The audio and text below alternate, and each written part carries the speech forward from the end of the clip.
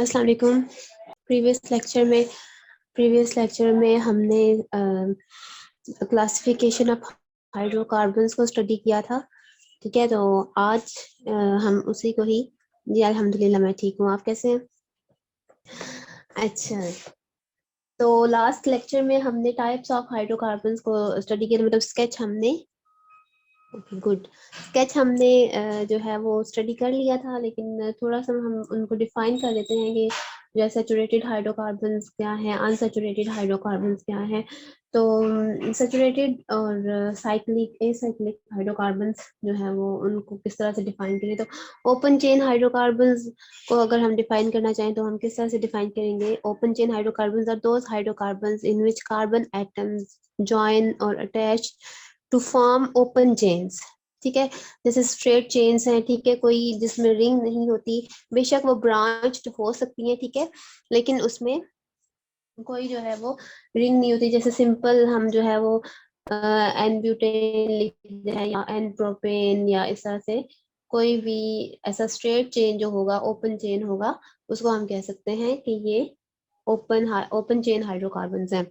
ठीक है, इसी तरह से ओपन चेन हाइड्रोकार्बन्स हैं, उनकी टू टाइप्स हैं, saturated hydrocarbons and unsaturated hydrocarbons. Saturated hydrocarbons are those hydrocarbons in which carbon atom are attached with each other through single bond. ठीक है, जैसे अब कार्बन कार्बन सिंगल बॉन्ड है तो ये अनसैचुरेटेड सैचुरेटेड हाइड्रोकार्बन है। ठीक है, तो जैसे अल्केन्स हैं उसकी एग्जांपल, और unsaturated hydrocarbons are those hydrocarbons which contain double और ट्रिपल बॉन्ड। तो उनकी एग्जांपल आ जाती हैं अल्कीन्स एंड अल्काइंस। और अल्काइंस को के लिए वर्ड जो है वो अल्काइन नहीं बल्कि इथाइन है, उनका जो फर्स्ट मेंबर है इथाइन। अल्काइंस में सी ट्रिपल बॉन्ड सी और एच और एक, इसके लिए वर्ड एसिटाइलिन भी यूज होता है। और अल्कीन्स के लिए वर्ड यूज होता है ओलिफिन्स। ठीक है, जिसमें कार्बन कार्बन डबल बॉन्ड है।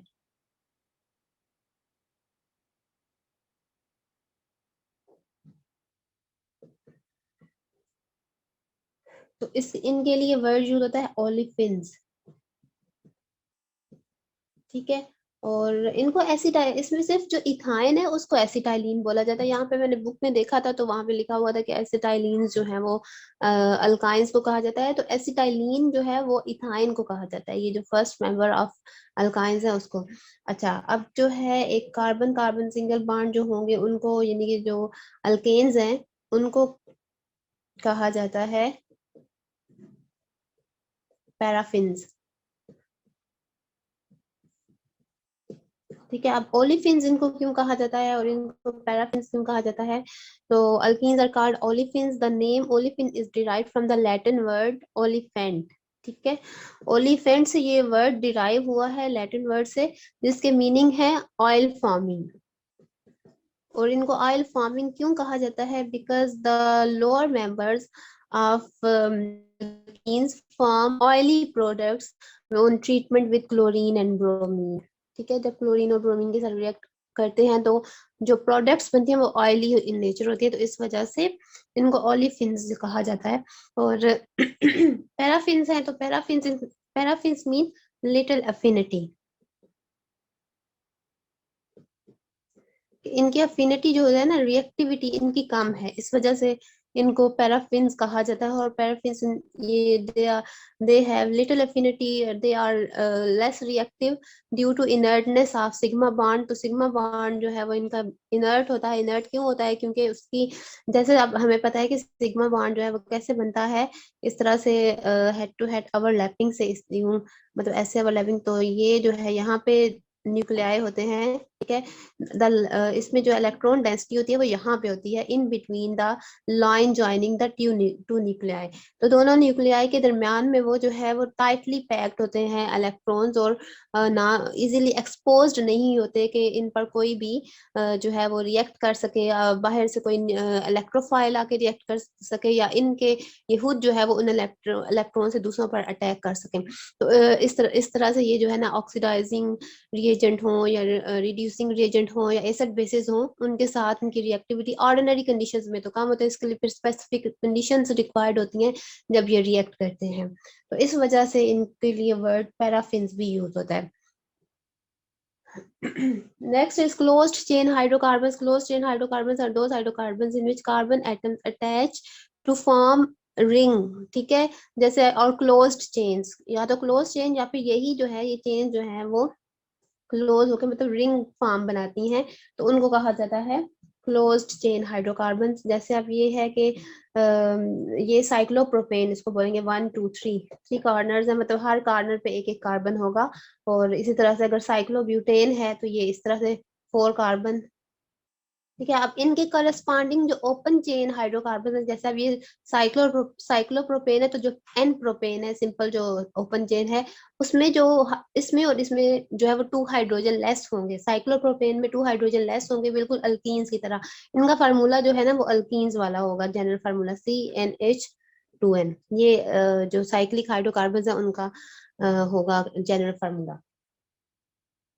अच्छा, उसके बाद जो क्लोज चेन हाइड्रोकार्बन की 2 टाइप्स हैं, एलिसाइक्लिक हाइड्रोकार्बन, यानी कि यही जो साइक्लिक हाइड्रोकार्बन है, साइक्लिक एरोमेटिक हाइड्रोकार्बन। तो साइक्लिक एलिसाइक्लिक को अगर आप डिफाइन करना चाहें तो उनमें भी रिंग होती है, लेकिन रिंग वो कौन सी होती है, नॉन बेंजीनाइड।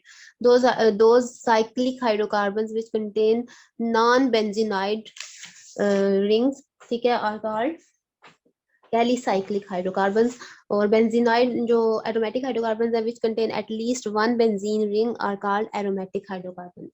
इसके बाद आपका जो क्विक क्विज 1 है उसमें व्हाट आर हाइड्रोकार्बन्स। तो हाइड्रोकार्बन जो है वो hydrogen and carbon containing compounds हैं। और एक और बात है कि alkanes are the simplest hydrocarbons, ठीक है, which contain only carbon and. Alkanes देखिए, कोई ना तो ऑक्सीजन होती है ना ही हेलोजेंस होता है, कोई एक्स्ट्रा और कोई एलिमेंट प्रेजेंट नहीं होता उसमें, सिर्फ और सिर्फ कार्बन और हाइड्रोजन प्रेजेंट होते हैं, कोई फंक्शनल ग्रुप नहीं होता है। तो ये सिंपलेस्ट ऑर्गेनिक मॉलिक्यूल्स हैं containing only carbon and hydrogen. तो मेनली जो है वो हाइड्रोकार्बन का वर्ड अल्केन्स के लिए ही यूज होता है। अच्छा, अब एरोमेटिक हाइड्रोकार्बन में बेंजीन ये हो गया। अब नेक्स्ट आपका जो क्विज 1 है उसका सेकंड क्वेश्चन है, why saturated hydrocarbons are called paraffins. तो सैचुरेटेड हाइड्रोकार्बन्स को पैराफिन्स क्यों कहा जाता है, they are called paraffins due to their less reactivity. ठीक है, उनकी रिएक्टिविटी बहुत कम होती है जिसकी वजह से उनको, ये इसके बारे में ये वाला जो क्वेश्चन है ये आप इसका आंसर आपको आगे इनर्टनेस ऑफ सिग्मा बॉन्ड है जो, ठीक है, आपके पेज नंबर बुक पे 87 पे। तो due to inertness of sigma bond they show less reactivity, that's why they are called paraffins. Okay, अब why unsaturated hydrocarbons are called olefins. तो ओलिफिन्स अभी मैंने आपको बता दिया कि the word olefin is derived from the olefiant which means oil forming. तो ये इसका आंसर है। अच्छा जी, अब नेक्स्ट आ जाते हैं जी अल्केन्स और अल्काइंस की नोमेनक्लेचर की तरफ के आईयूपैक के अकॉर्डिंग जो है वो क्या रूल्स हैं जिनके अकॉर्डिंग हम इनकी नेमिंग कर सकते हैं।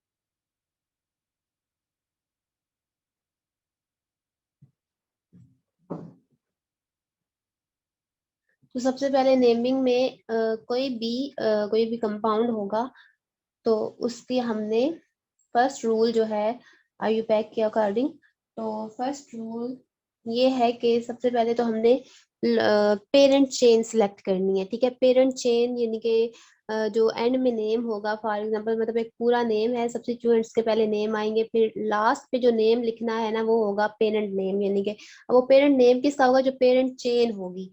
तो सबसे पहले तो हमने सिलेक्ट करनी है पेरेंट चेन, सिलेक्ट और लॉन्ग, और पेरेंट चेन कौन सी होगी, जो लॉन्गेस्ट कॉन्टिन्यूस चेन होगी। जैसे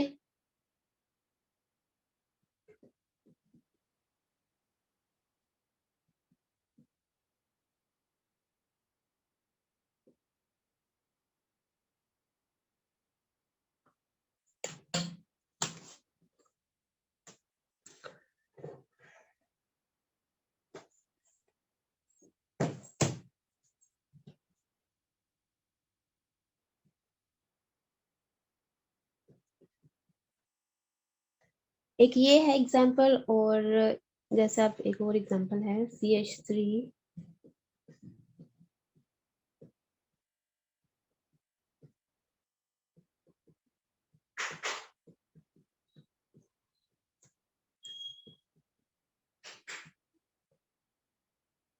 तो इसमें आपने लॉन्गेस्ट कंटिन्यूस चेन सेलेक्ट करें तो इसमें देखें आप काउंट करें तो 1 2 3 4 5 कार्बन हैं।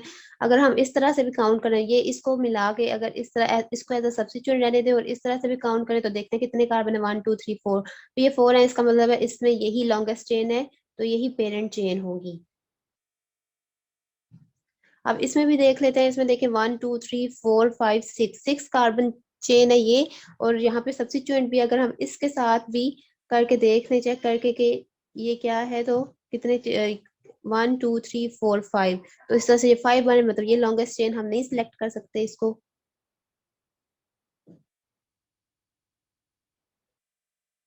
इसी तरह से अगर इसको इस तरह से भी चेक करके देख लें तब भी ये शॉर्ट बन जाए, तो लॉन्गेस्ट फिर कौन सी है, यही वाली है। तो पेरेंट जो नेम होगा वो इसी लॉन्ग यही होगा। जैसे अब यहाँ पे क्या है, यहाँ पे 5 कार्बन है, तो यहाँ पे जो पेरेंट एंड पे जो नेम आएगा वो पेंटेन आएगा, ठीक है। और उससे पहले जो सब्स्टिट्यूएंट्स हैं उनके नेम होंगे और पहले ठीक है। और यहाँ पे भी जो पेरेंट नेम होगा यानी कि एंड पे जो नेम होगा वो क्या होगा, 1 2 3 4 5 6, तो हेक्सेन। अब इस तरह से जो है वो एक चेन सेलेक्ट हो गई है, ठीक है। अब नेक्स्ट जो है, इफ देयर आर टू और मोर चेन्स ऑफ इक्वलेंट, जैसे अब मैं जो है वो इस तरह से कर रही थी कि इस तरह से भी चेक कर रही थी कि कहीं ये वाली अगर लॉन्गेस्ट बनती है तो फिर हम इसको longest chain as a parent chain select कर लें, और अगर इस तरह वाली बन रही है तो हम उसको सेलेक्ट करें। अगर जो है वो ऐसा हो जाता है कि ये यहाँ से भी उतने ही कार्बन हो, उतनी ही लेंथ हो, और यहाँ ये वाली जो सिलेक्ट करने से इसकी भी उतनी ही लेंथ हो, तो फिर हम क्या करेंगे, फिर हम कौन सी चेन सेलेक्ट करेंगे।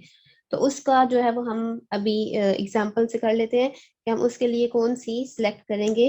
अगर दोनों या बहुत सारी चेन जो है वो इक्वल लेंथ की हैं तो फिर हम वो चेन सेलेक्ट करेंगे जिसके साथ ज्यादा सब्स्टिट्यूएंट्स अटैच होंगे।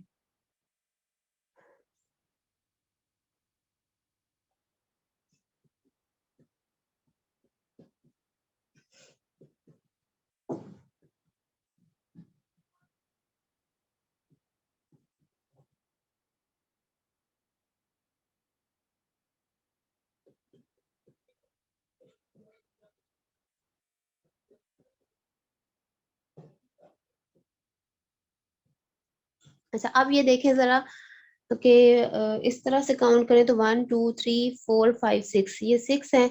हम इसको इस ये भी है, इससे भी हम काउंट कर सकते हैं कितने हैं। तो ये भी 1 2 3 4 5, और इस तरह से करें, ये इस डायरेक्शन में भी काउंट करें तो फिर कितने बनते हैं, 1 2 3 4 5 6। तो देखें ये वाली 6 यहाँ से इस तरह से भी हम कंसिडर करें तो ये भी 6 कार्बन है, और यहाँ से इस तरह से काउंट करना चले शुरू करें तो तब भी 6 कार्बन है। अब यहाँ पे ये कंफ्यूजन होता है कि हम कौन सी चेन को सिलेक्ट करें एज अ पेरेंट चेन। तो इसमें फिर आपने ये देखना है कि ये जो सब्स्टिट्यूएंट्स लगे हुए हैं यहाँ पे, ये कौन सी चेन के साथ ज्यादा सब्स्टिट्यूएंट्स हैं। अगर हम फर्ज करें कि हम ये वाली अगर सिलेक्ट करते हैं तो इसके साथ कौन कौन से सब्स्टिट्यूएंट आएंगे, कितने आएंगे, एक ये आएगा मिथाइल, ठीक है। और दूसरा कौन सा आएगा, ये जो इसके साथ डायरेक्टली अटैच है, ये नहीं आएगा इसका, ये जो है ये पूरा सब्स्टिट्यूएंट होगा जो इसके साथ अटैच है, तो 2 सब्स्टिट्यूएंट हो गए। तो अब हम इस तरह से भी जो सिलेक्ट करके देख लेते हैं कि तब कितने सब्स्टिट्यूएंट बनते हैं। तो अगर हम ये इसको हम as a parent chain select करते हैं क्योंकि लेंथ तो इक्वल है, तो इसके साथ कितने सब्स्टिट्यूएंट आते हैं, 1 2 एंड 3। तो इसके साथ 3 सब्स्टिट्यूएंट आ रहे हैं, तो फिर हम ये वाली जो पेरेंट चेन है वो इसको, ये जो लॉन्गेस्ट चेन है इसको एज अ पेरेंट चेन हम सिलेक्ट करेंगे, इसको हम नहीं करेंगे। और उसकी रीजन ये है कि इसमें लेस नंबर ऑफ सब्स्टिट्यूएंट है और इसमें मोर, तो जिसमें ज्यादा सब्स्टिट्यूएंट्स होंगे उसको हम सिलेक्ट करेंगे। अब हमने फिर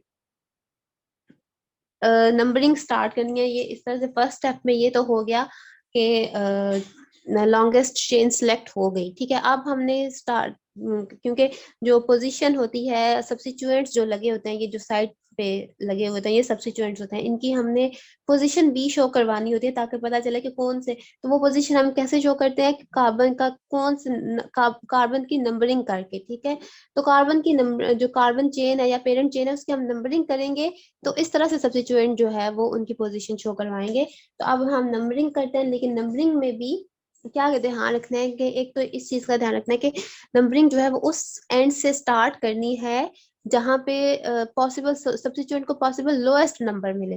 यानी कि अगर इस तरफ से हम सिलेक्ट करें तो यहाँ पे अगर इसको 2 मिल रहा है, तो इस तरफ से सिलेक्ट करें तो यहाँ पे इसको डिफरेंट, यानी कि कम से कम नंबर जो है वो सब्स्टिट्यूएंट को मिले, उस साइड से हमने सिलेक्ट करनी है। और अगर जो है two identical substituents are present at equal distance from either end, कि अगर जो है वो कोई सा सब्स्टिट्यूएंट, फॉर एग्जांपल एक है यहाँ पे, इसको अगर हम रिमूव करें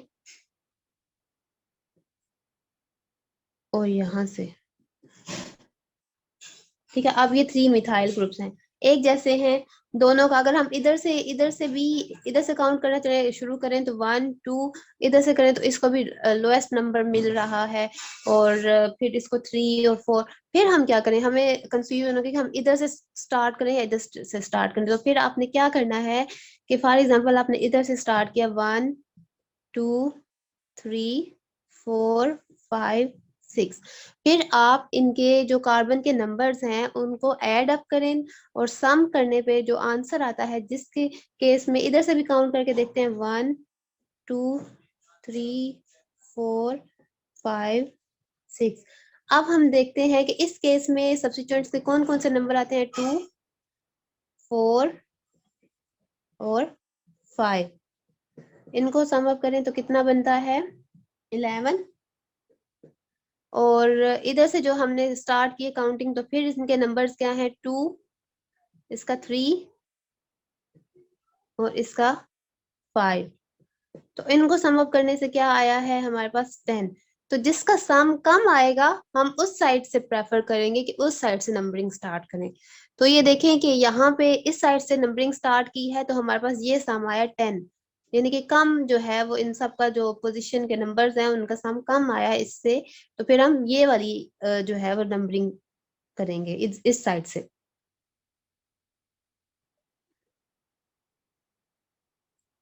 तो इस तरह से ये हो जाएगा 1 2 3 4 5 एंड 6। तो ये हमने इस तरह से नंबरिंग कर ली। अब उसके बाद the position of substituent is indicated by the number of carbon atom, के इसी तरह से ये जो नंबर है, इस फॉर एग्जाम्पल ये 5 मिथाइल है, ये 3 मिथाइल है, 2 मिथाइल है।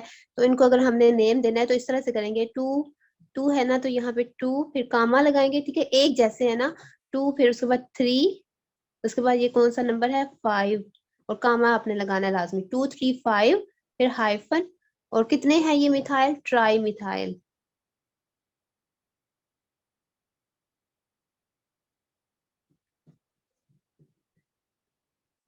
ट्राई मिथाइल, और ये पेरेंट जो चेन है इसका 1 2 3 हेक्सेन है, 6 है, 2 3 5 ट्राई मिथाइल हेक्सेन।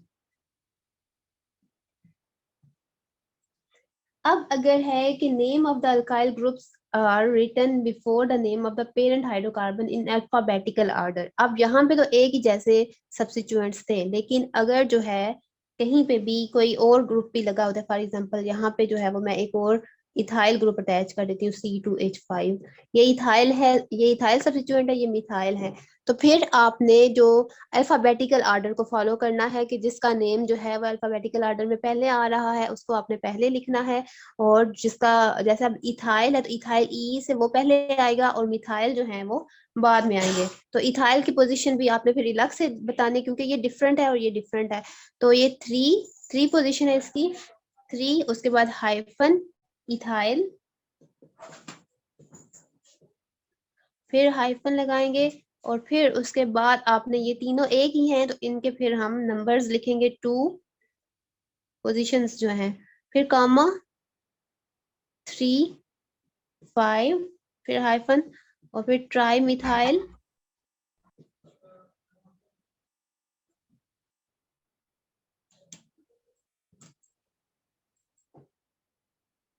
हेक्सेन। तो इस तरह से ये आपने इसको नेम देना है। If two identical groups appear at the same carbon atom, अगर यहाँ पे तो ये दो डिफरेंट, एक ही कार्बन पे दो डिफरेंट थे, तो अगर सेम कार्बन एटम पे एक ही सब्स्टिट्यूएंट जो है वो एक ही टाइप के सब्स्टिट्यूएंट अटैच हो, तो the number is written twice separated by comma. ये नहीं करना कि आपने एक ही दफा लिख रहे। फॉर एग्जांपल ये है कि CH3 है और इस कार्बन के साथ दोनों मिथाइल ग्रुप्स अगर अटैच हैं,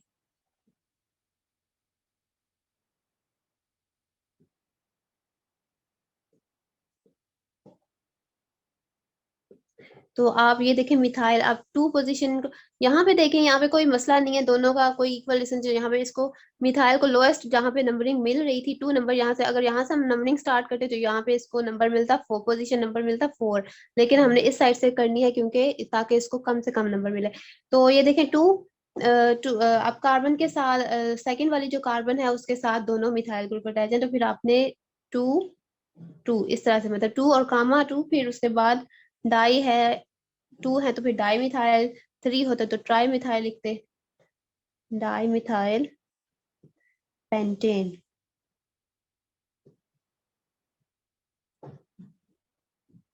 तो इस तरह से आपने ये नंबरिंग इनकी करनी है। अच्छा, उस दिन वलीजा आपने क्वेश्चन पूछा था कि एन हेक्सेन और, नहीं मतलब अल्केन्स और अल्की अगर ट्रिपल और डबल बॉन्ड दोनों प्रेजेंट हो तो किसको प्रेफरेंस मिलेगी, कुछ इस तरह का था। तो वो आपने किस हवाले से, मतलब अगर नोमेनक्लेचर नेमिंग में या फिर रिएक्शन के हिसाब से। हाँ, तो वो मैं यही आपको मैंने जो है वो व्हाट्सएप पे वॉइस नोट भी भेजा था, और उसका यही था कि एक मिनट मुझे क्वेश्चन करने दो।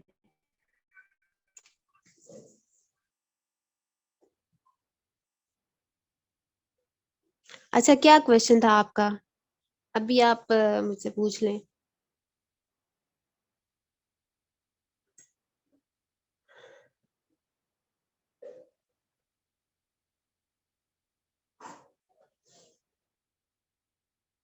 अच्छा, ये क्लियर है, ये रूल्स, नोमेनक्लेचर के रूल्स।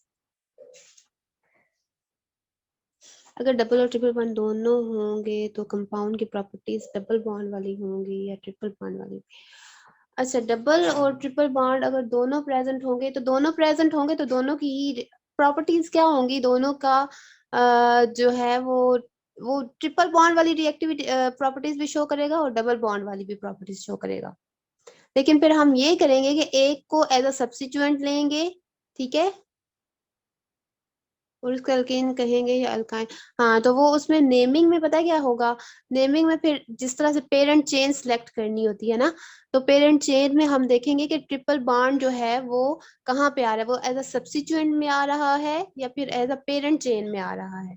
ठीक है, तो हम वो पेरेंट चेन में, अगर तो वो पेरेंट चेन जैसे आ रहा है यहाँ पे, तो फिर अगर डबल बॉन्ड जो है वो इस तरह से अटैच है कि वो सब्स्टिट्यूएंट एज अ सब्स्टिट्यूएंट आ रहा है, तो फिर हम इस तरह से करेंगे कि एज अ सब्स्टिट्यूएंट वो जो है वो प्रेजेंट है, जो साइड मतलब जो डबल बॉन्ड है वो एज अ सब्स्टिट्यूएंट प्रेजेंट है, और जो पेरेंट चेन में आएगा वो फिर होगा, हम उसको अल्काइन कहेंगे। ठीक है, और अगर जो है वो डबल बॉन्ड ऐसी जगह पे प्रेजेंट है कि वो पेरेंट चेन में आ रहा है और अल्काइन जो है वो सेपरेटली अटैच मतलब है, तो फिर हम ये कहेंगे कि ये जो है वो अल्कीन है, मतलब पेरेंट नेम में जो कुछ आएगा ना वही होगा वो।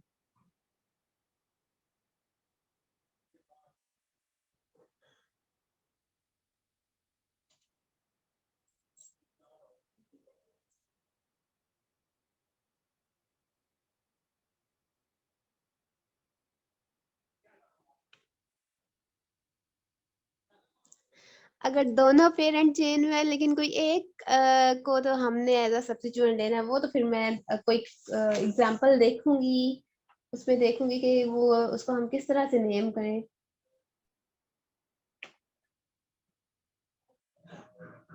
एक मैं ना उसकी कोई एग्जांपल देखूंगी फिर आपको मैं बताऊंगी कि उसका क्या करें। वैसे अगर दोनों ही पेरेंट चेन में ही आ रहे हो तो फिर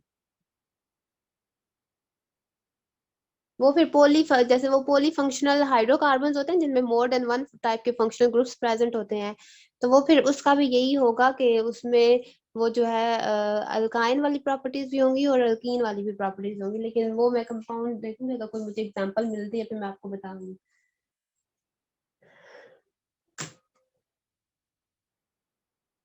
अच्छा, अल्काइंस के नोमेनक्लेचर में एग्जांपल्स हैं, अच्छा ठीक है। तो उनके आपने फिर नोमेनक्लेचर में कैसे नेम किया था उसका? मतलब उसमें ये किया था कि हमने जो डबल बॉन्ड होता है उसको पहले प्रेफरेंस देनी होती है और ट्रिपल बॉन्ड को बाद में नंबरिंग में।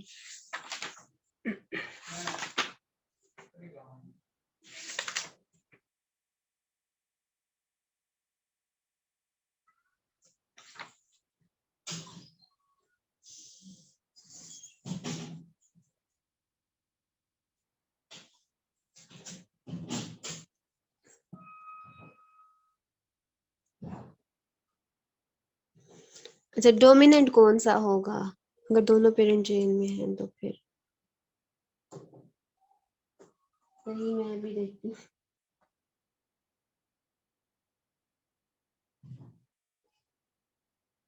डोमिनेंट एक तो ये है ना कि डोमिनेंट में होने से मुराद ये है कि रिएक्टिव कौन ज्यादा होगा, तो जो जिसकी अल्कीन की रिएक्टिविटी ज्यादा होती है तो वो ऐसा अल्कीन बिहेव करेगा। और और ये भी होता है कि जब एक मोर देन वन टाइप के जो है फंक्शनल ग्रुप्स प्रेजेंट होते हैं तो वो एक दूसरे की प्रॉपर्टीज को मॉडिफाई भी करते हैं, इफेक्ट करते हैं। हो सकता है एक जो है उसकी रिएक्टिविटी को इलेक्ट्रॉन विदड्राइंग इफेक्ट होते हैं या इलेक्ट्रॉन रिलीजिंग इफेक्ट जो होते हैं, तो उस वजह से वो जो है वो या तो किसी दूसरे ग्रुप को मोस्ट रिएक्टिव बना देते हैं या फिर उसको लेस रिएक्टिव बना देते हैं। तो ये चीजें उसमें जो है वो होती हैं, लेकिन वो कंडीशंस पे भी डिपेंड करता है। तो बहरहाल मैं आपको इसका आंसर जो है वो लाजमी दूंगी कि अगर जो है वो मोर देन वन टाइप के बॉन्ड्स अगर प्रेजेंट हो तो फिर वो डोमिनेंट कौन सा होगा। अगर रिएक्टिविटी की बात करें तो फिर तो यही होगा कि अल्कीन्स और अल्काइंस की जो प्रॉपर्टीज हैं या यानी कि जो उनका जिसकी रिएक्टिविटी ज्यादा होगी, यानी कि जो ज्यादा रिएक्टिव होगा। क्या है, अच्छा अल्काइंस की मैं आपको बताती हूँ कि क्या है। क्या है, अल्काइन की रिएक्टिविटी ज्यादा नहीं होनी चाहिए टू पाई बॉन्ड्स की। नहीं, टू पाई बॉन्ड्स की वजह से उसकी रिएक्टिविटी इसी वजह से कम है क्योंकि उसमें ये होता है ना कि उसमें टू पाई बॉन्ड्स आ जाते हैं, उसमें इलेक्ट्रॉन डेंसिटी जो होती है ना वो दरमियान दो न्यूक्लियाई के ऊपर भी और नीचे भी इस तरह से। फॉर एग्जांपल ये है कार्बन है, ठीक है, और यहाँ पे सिग्मा बॉन्ड है और ये पाई बॉन्ड है, ठीक है। तो इसमें क्या होगा अगर इस तरह से ओवरलैपिंग अगर,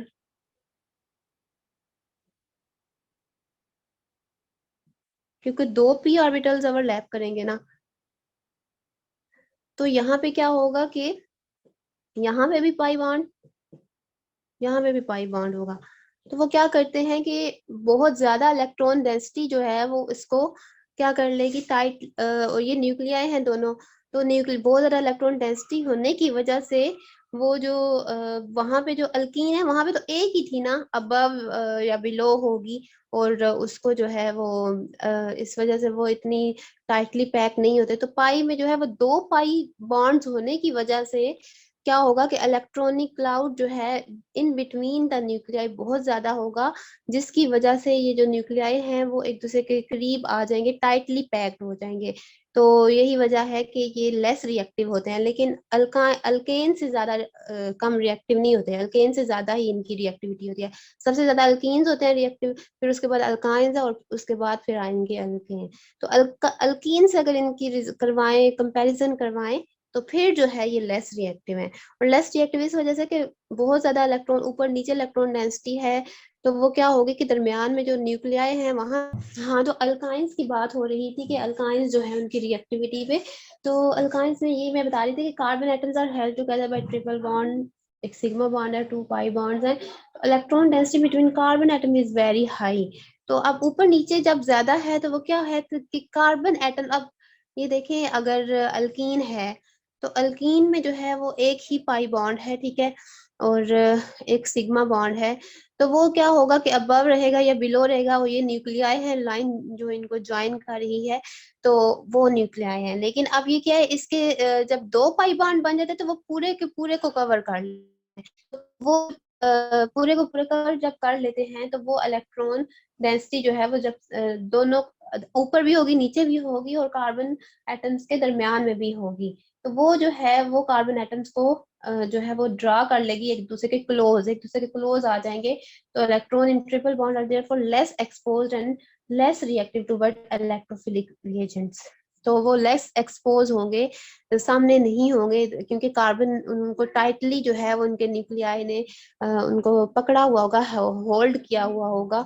तो उस वजह से उनकी रिएक्टिविटी कम होती है। और अल्कीन में यही एक ही होती है, या तो वो दरमियान में नहीं जाती, मतलब इलेक्ट्रॉन डेंसिटी तो वो यहाँ पे ही प्रेजेंट होती है, ऊपर या नीचे। तो या तो ऊपर होगी या फिर नीचे होगी, दरमियान में नहीं होगी। तो इस वजह से वो एक्सपोज होते हैं, सामने ही होते हैं। तो यहाँ से कोई जो है वो इलेक्ट्रॉन डेफिशिएंट आएगा, या फिर ये जो है किसी पर भी ये इलेक्ट्रॉन अटैक भी कर सकते हैं, और इस पर भी कोई इलेक्ट्रोफाइल अटैक कर सकता है, और खुद एज अ न्यूक्लियोफाइल ये अटैक कर सकते हैं किसी भी दूसरे रिएजन पे।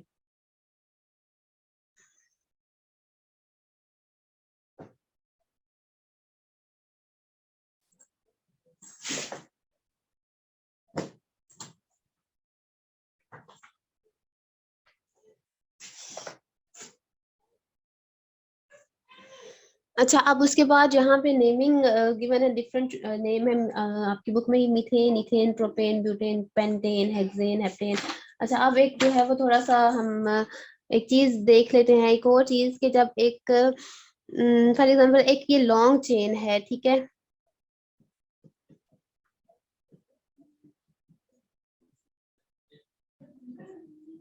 ठीक है, अब इस तरह से है, अगर कोई बिल्कुल सीधी स्ट्रेट चेन है तो इसको हम कहेंगे एन नॉर्मल, यानी कि एन आप साथ लगाएंगे, 1 2 3 4 है तो एन ब्यूटेन है ये। ठीक है, ये एन ब्यूटेन है। अब अगर जो है इनमें से कोई एक जो है कार्बन, यानी कि एक ग्रुप जो है वो एज अ सब्स्टिट्यूएंट प्रेजेंट होता है, सिर्फ एक, ठीक है। तो उसको हम क्या करेंगे, उसके लिए एक प्रीफिक्स हम यूज जो करेंगे, जैसे कि अब ये है और ये वाला अगर इधर आ जाए,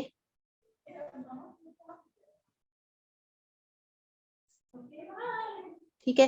तो अब ये जो है ये क्या होगा, इसके लिए एक जब मिथाइल ग्रुप इधर होगा तो फिर हम इसके लिए आइसोप्रोपेन का वर्ड, आइसो वर्ड यूज करेंगे, ठीक है। आइसोप्रोपेन,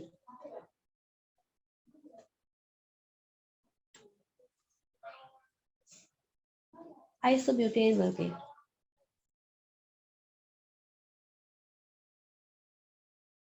ठीक है, अब आपने इसके लिए आइसोब्यूटेन का वर्ड यूज करना, आइसो यूज करना है और आइसोब्यूटेन। इसी तरह से अब अगर ये हो,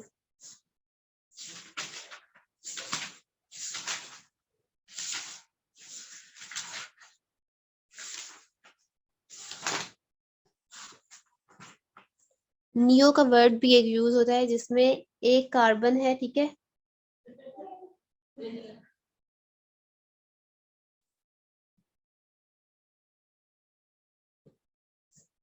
इस तरह की अगर सिचुएशन होगी तो फिर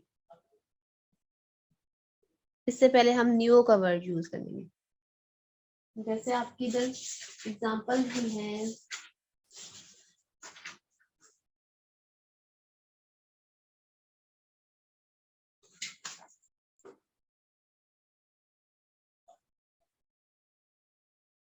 तो ये कितने कार्बन है, 1 2 3 4 5 हैं, तो ये नियो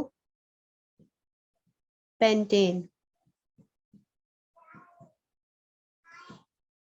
तो कभी कभी इस तरह से भी आ जाता है कि नंबरिंग वगैरह कुछ भी शो नहीं किया हुआ होता, बस ये होता है कि कोई पता नहीं होता कि मिथाइल ग्रुप कहाँ पे लगे होंगे। ये होता है कि नियो और आइसो से अंदाजा लगाना है कि आइसो में क्या होगा कि एक सब्स्टिट्यूएंट जो है वो एज अ ब्रांच, मतलब एज अ सब्स्टिट्यूएंट प्रेजेंट होगा, एक मिथाइल ग्रुप, कोई सा एक मिथाइल ग्रुप। और अगर नियो होगा तो मतलब एक कार्बन होगा, उसके साथ कोई हाइड्रोजन नहीं होगी, सारे के सारे जो है वो सब्स्टिट्यूएंट्स अटैच होंगे। और बाकी फिर जिस हिसाब, जैसे आपकी एक एग्जांपल है नियो हेप्टेन है, तो नियो हेप्टेन मतलब 7 कार्बन है। तो उसमें क्या होगा कि एक तो जो है वो ये कार्बन है, ठीक है। नियो का वर्ड है तो इसका मतलब है सबसे पहले तो आपने इसके सब्स्टिट्यूएंट्स पूरे करने हैं, फिर आपने बाकी का स्ट्रक्चर जितने कार्बन रह जाएंगे वो आप बनाएंगे। अब कितने हो गए कार्बन, 1 2 3 4, 4 हो गए, यानी कि 3 कार्बन और होंगे तो तब हमारे पास हेप्टेन बनेगा। तो CH2 और CH3, तो ये नियोहेप्टेन होगा। 1 2 3 4 5 6 7, 7 कार्बन है, जिनमें से 3 जो है वो इस तरह से यहाँ पे वैसे तो अब 2 ही सब्स्टिट्यूएंट बन रहे हैं ना, तो ये वाली सिचुएशन जब होगी तो फिर नियो होगा, वो नियोहेप्टेन।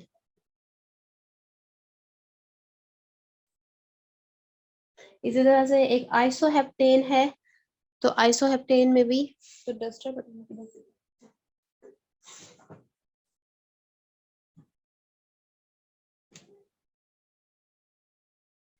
आइसोहेप्टेन में भी आपने क्या करना है, सिर्फ एक जो है वो एज सब्स्टिट्यूट लगा लेना, बाकी आपने इस स्ट्रेट चेन में ही लगाने हैं। 1 2 3 4 5 और 6 इधर आ जाएंगे, और एक जो है वो आप इधर लगा लेंगे मिथाइल। तो बाकियों के साथ आप काउंट कर लें कितने हाइड्रोजन आ सकते हैं।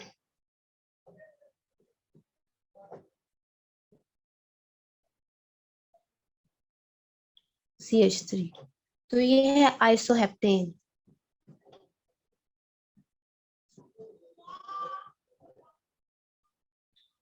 अच्छा, अब आप मुझे बताएं कि, बल्कि एक एग्जांपल लिखती हूँ, फिर आपने उसके नोमेनक्लेचर बताने हैं कि किस तरह से हम।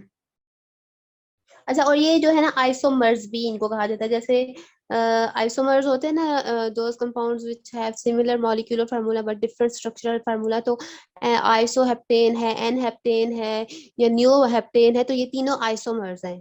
ठीक है, क्योंकि इनका जो मॉलिक्यूलर फार्मूला है एन हेक्सेन का, उनका मॉलिक्यूलर फार्मूला सेम है। हेप्टेन का कार्बन 7 होंगे और उसमें हाइड्रोजन 3 होंगे, तो फिर इनका जो मॉलिक्यूलर फार्मूला है वो सेम है, लेकिन अगर उनकी स्ट्रक्चरल अरेंजमेंट देखें तो वो डिफरेंट है। तो ये जो है एक आइसोमर, ये इस वजह से ये आइसोमर्स हैं।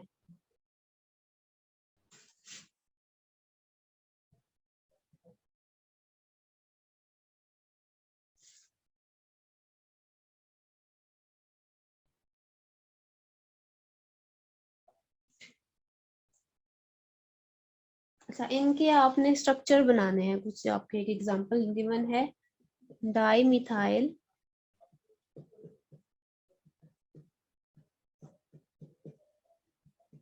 Ethyl isopropyl methane. चलेंगे, अब मुझे बताएं कि ये इसका स्ट्रक्चर कैसे बनेगा। पेरेंट पेरेंट नेम है मीथेन, बाकी सारे इसके साथ सब्स्टिट्यूएंट्स लगेंगे। तो पेरेंट नेम में मीथेन है, यानी कि 1 कार्बन है। ठीक है। अच्छा, क्या चैटिंग है?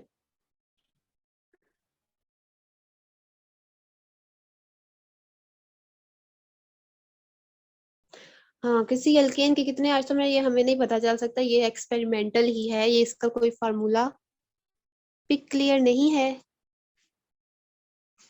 अच्छा, एक मिनट,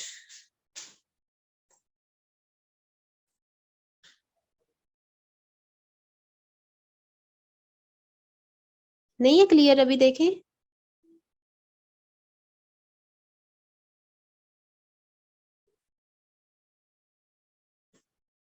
बताएं मुझे, अब क्लियर है?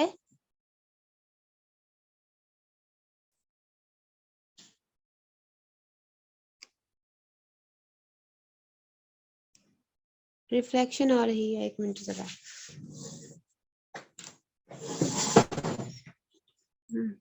एक मिनट।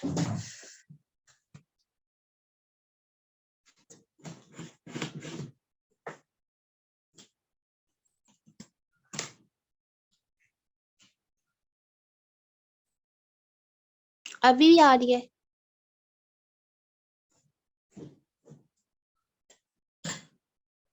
ठीक है, सही। अच्छा, किसी के आइसोमर्स कितने हैं, ये अंदाजा लगाना तो मुश्किल है, क्योंकि इसका कोई फार्मूला नहीं है, ये एक्सपेरिमेंटल लिखी है और उसी से ही पता चलेगा। और अक्सर ये क्वेश्चन पूछा भी जाता है, पता नहीं ब्यूटेन के इतने और कब नहीं हो, लेकिन यही है कि मैं कोशिश करूंगी कि इनका कोई देखूं, अगर कहीं से मुझे हमेशा यही कंफ्यूजन भी रही थी कि ये किस तरह से बनेगा कि इसके कितने आइसोमर्स होंगे। तो लेकिन ये है कि जैसे जैसे कार्बन नंबर इंक्रीज करते जाएंगे, वैसे वैसे आइसोमर्स भी इंक्रीज करते जाएंगे। और जो मतलब प्रोपेन, इथेन, प्रोपेन का कोई आइसोमर नहीं है। आइसोमरिज्म स्टार्ट होती है मोर देन 4, मतलब 3 से ऊपर ऊपर जो कार्बन होगा ना, जिसमें नंबर ऑफ कार्बन एटम्स 3 से ऊपर होंगे, उनके आइसोमर्स एग्जिस्ट करेंगे। जैसे ब्यूटेन है तो उसके आइसोमर्स हैं, तो सबसे जो स्मॉलेस्ट आप का अगर कोई पेपर में प्रोपेन या इथेन का है तो उसका कोई आइसोमर नहीं है उनका। ठीक है, बाकियों का ब्यूटेन से कार्बन, जैसे जैसे नंबर इंक्रीज करते जाते हैं कार्बन एटम के, वैसे वैसे नंबर ऑफ आइसोमर्स भी इंक्रीज करते जाते हैं। अभी फिलहाल मैं आपको इतना बता सकती हूँ, बाकी जो है वो अगर कुछ मुझे इससे रिलेटेड जो है मिला तो फिर मैं आपको बताऊंगी।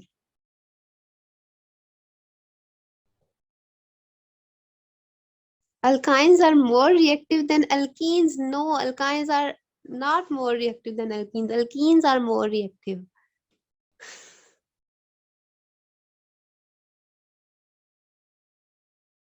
और अल्कीन्स रिएक्ट, ये नहीं है कि अल्काइंस जो है वो रिएक्टिव नहीं है। अल्काइंस जो है ना वो उस वजह से फिर रिएक्टिव होंगे क्योंकि अल्काइंस में वो एसिडिक जो कोई एसिडिक रिएक्शंस होंगे ना, तो उनमें ज्यादा रिएक्टिव होंगे वो।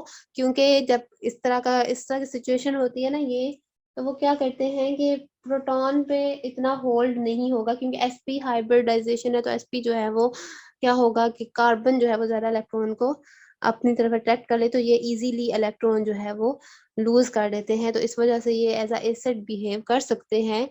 लेकिन ये है कि ये ज्यादा रिएक्टिव नहीं है। हाँ, ये नहीं आप कह सकते कि बिल्कुल ये रिएक्टिव नहीं है, अल्कीन से अगर कंपैरिजन करें तो फिर।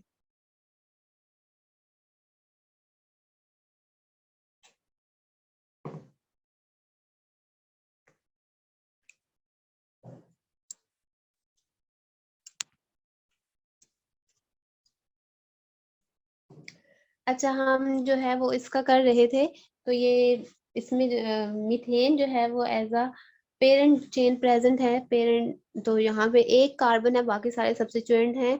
तो डाई मिथाइल है और इसमें कोई इन्होंने नंबरिंग वगैरह नहीं दी हुई। डाई मिथाइल है और आइसोप्रोपाइल है।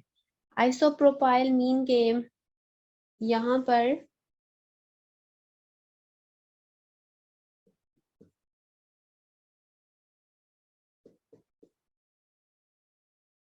यानी कि प्रोपेन से आइसोप्रोपाइल, हाँ यहाँ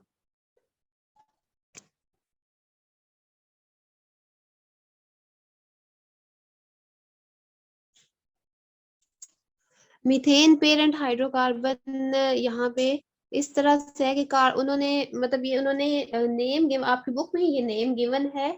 और यहाँ पे उन्होंने इसका स्ट्रक्चर जो है वो ड्रा करना है। नेम गिवन है, उन्होंने ऑलरेडी नेम दिया हुआ है, तो उन्होंने इस नेम में मिथेन लिखा हुआ है। मतलब आप एट द एंड जो है वो जैसे पेरेंट नेम लिखते हैं ना, जो पेरेंट चेन का नेम होता है, तो यहाँ पे उन्होंने मिथेन लिखा हुआ है, यानी कि ये कार्बन जो है वो यहाँ पे वो है। दूसरे वर्ड में मैं ये कह सकती हूँ इसको कि आप इसको नियो कह सकते हैं। नियो, अभी अब आपको मैंने एग्जांपल दी है ना, तो आप काउंट करें, 1 2 3 4 5 6 7 8 है, तो ये नियो ऑक्टेन भी है।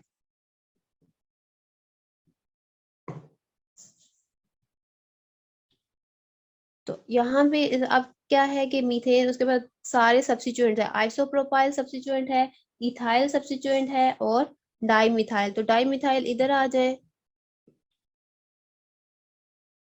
और इथाइल इधर आ जाए।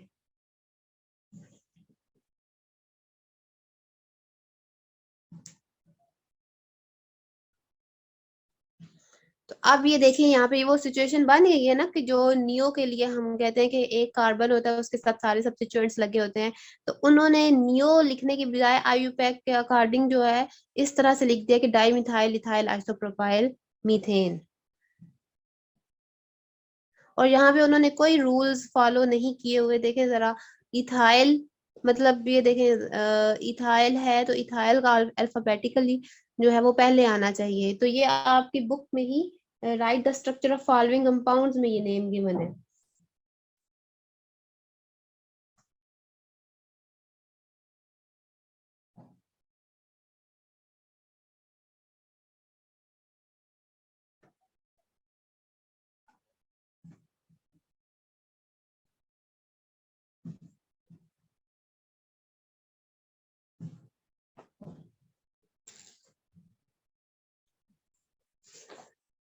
तो हो सकता है कि किसी बुक में से आपके एक्सरसाइज में आ जाए, तो फिर उस वक्त आप क्या करेंगे, आपको पता ही नहीं चले ये कहाँ पे है।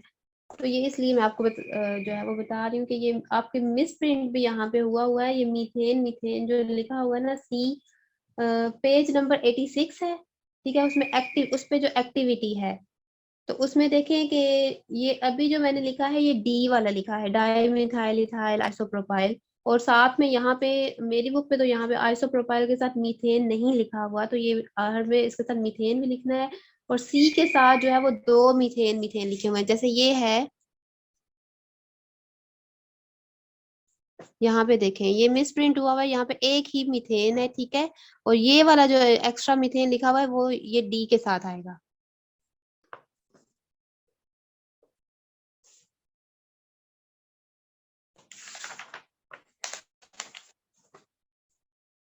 अच्छा, आप मुझे बताएं कि ये नोमेनक्लेचर में कोई कंफ्यूजन तो नहीं है, सही है ना, कि किस तरह से नंबरिंग करनी है लॉन्गेस्ट कार्बन? ये बिल्कुल ऐसे ही है जैसे ट्रांजिशन एलिमेंट्स हैं, उनके कॉम्प्लेक्स कंपाउंड्स की नेमिंग जो है वो भी प्रैक्टिस से आएगी। तो ये भी प्रैक्टिस है क्योंकि बहुत सारे स्ट्रक्चर ऐसे होते हैं कि वो कंफ्यूज कर देते हैं, कुछ समझ पहले नहीं आ रही होती कि इसका क्या नेम होगा। जी, आप स्ट्रक्चर देखें।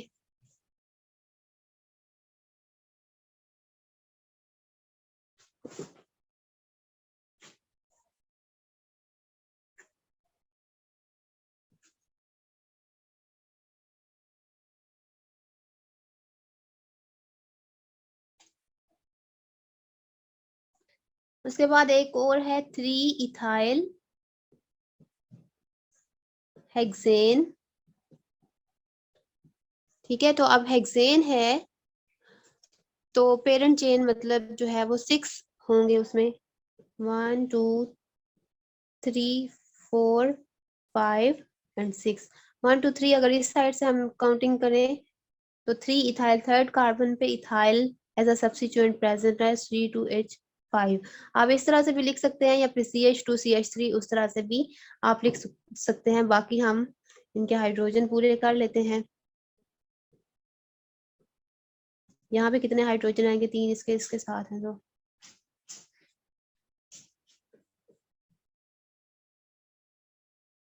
तो ये इस तरह से, ये आप जब भी स्ट्रक्चर बन ड्रा करें तो पहले आप सारे कार्बन लिख लें, ठीक है।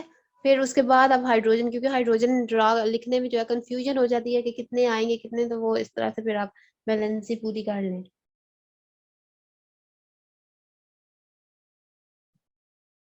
इस तरह से भी लिख सकते हैं, या फिर आप CH2CH3 इस तरह से भी लिख सकते हैं।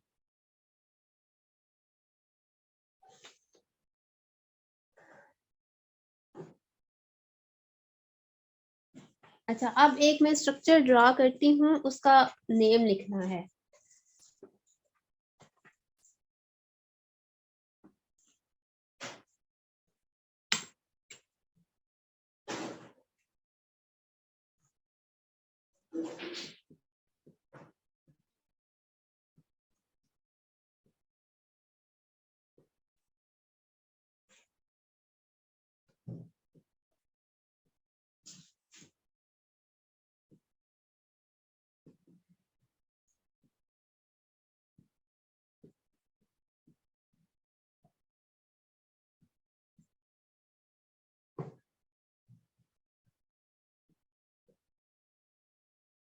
अच्छा, अब आप मुझे बताएं कि इसका क्या नेम होगा।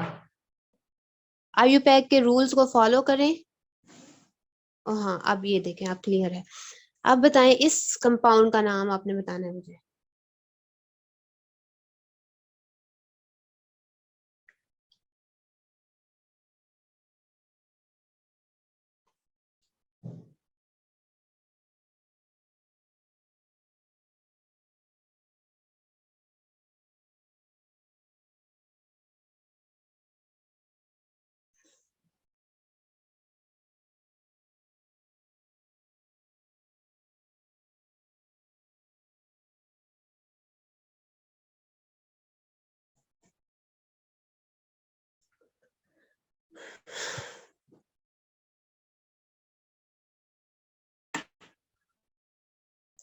Yes 3,3,5,5 टेट्रामिथाइल heptane, good. इसी तरह से आपने लिखना है 4 मिथाइल ग्रुप्स हैं, ठीक है, और इनका जो है वो आपने इसे कॉमा लगा के और 3,3,5। अच्छा ये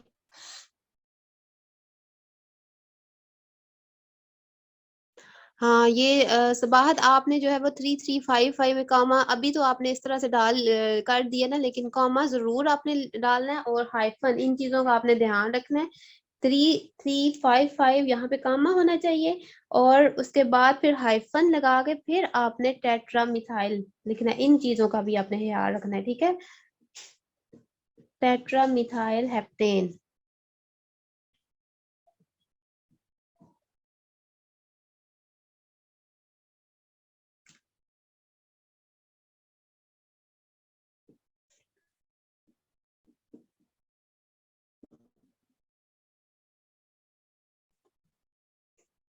गुड, ठीक है।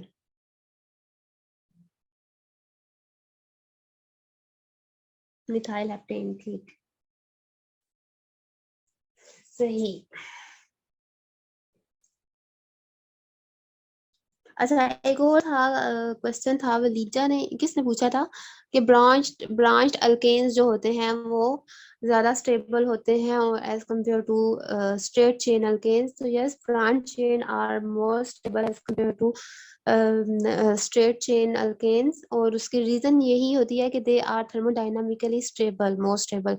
क्योंकि जब कोई भी बॉन्ड बनता है तो वो जो है वो एनर्जी रिलीज करता है। तो जो जब स्ट्रेट चेन अल्केन और उसी के करस्पॉन्डिंग जब ब्रॉन्च चेन अल्केन जब बनते हैं तो जो एनर्जी होती है वो ब्रॉन्च चेन अल्केन ज्यादा एनर्जी रिलीज करते हैं, यानी कि हीट ऑफ फॉर्मेशन जो है वो ज्यादा रिलीज करते हैं as compare to straight chain के। तो उसकी वजह से फिर क्या होता है कि जो कंपाउंड होता है उसके पास वो लो एनर्जी स्टेट में होते हैं। तो कोई भी कंपाउंड जो लो एनर्जी स्टेट में होता है वो ज्यादा स्टेबल होता है। तो यहाँ पे आपकी बुक में भी वो उसकी एग्जांपल लिखी हुई है कि स्ट्रेट चेन की कितनी अमाउंट ऑफ एनर्जी है, वो भी आपको मैंने ग्रुप में भी सेंड की थी।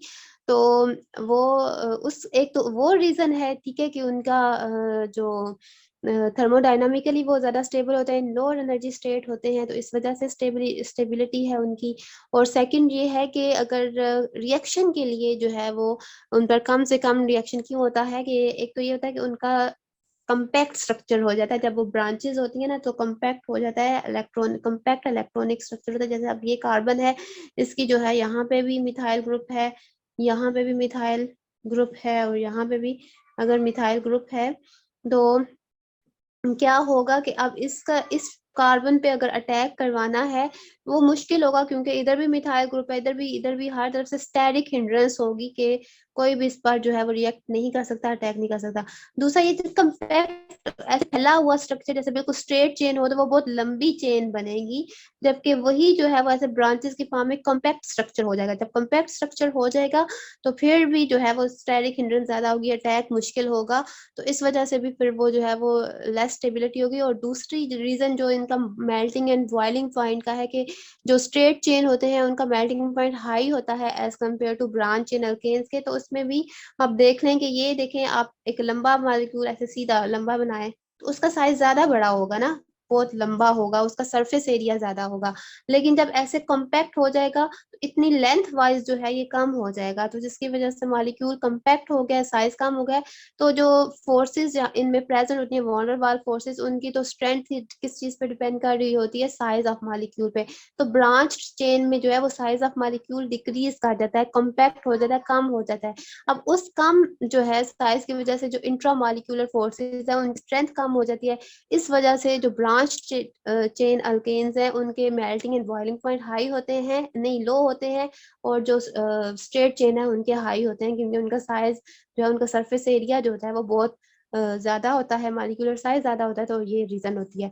लेकिन स्टेबिलिटी के हिसाब से देखें तो वो ये ज्यादा स्टेबल होता है। हाँ, अब ये दूसरा जो है वो आपने अगर नेक्स्ट आगे हो सकता है आपने कार्बोकेटाइन का वर्ड आपने पढ़ा है या कार्बोकेटाइन के बारे में कुछ पता है आपको?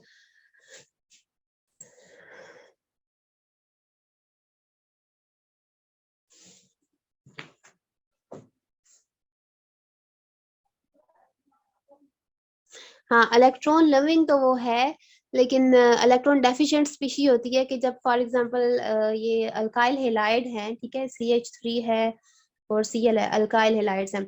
अब nucleophilic reaction, nucleophilic substitution reaction आप पढ़ेंगे कि अगर जो है वो एक लिविंग ग्रुप होता है उसको न्यूक्लियोफाइल रिप्लेस करता है, या इस तरह से वो पढ़ेंगे आप। तो